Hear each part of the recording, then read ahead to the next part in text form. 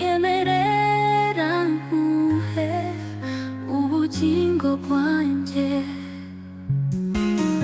ubutegeke mbashe kubaho ishimye ntawurushe, mwegera arakuruhura, humura n'umurengezi.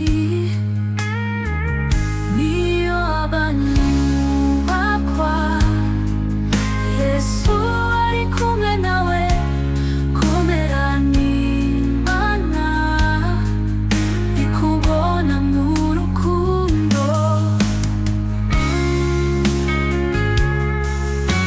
Icyabisi batakubonamo, nubwo babona ko byarangiye, imbere y'Imana biratangiye, Mwami ushimwe.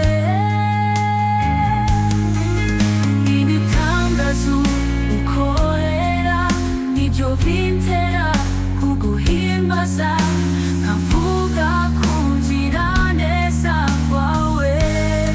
Mwami, niyo abantu banyanga, Yesu ari kumwe nge, ibihe byose n'Imana yuzuye urukundo.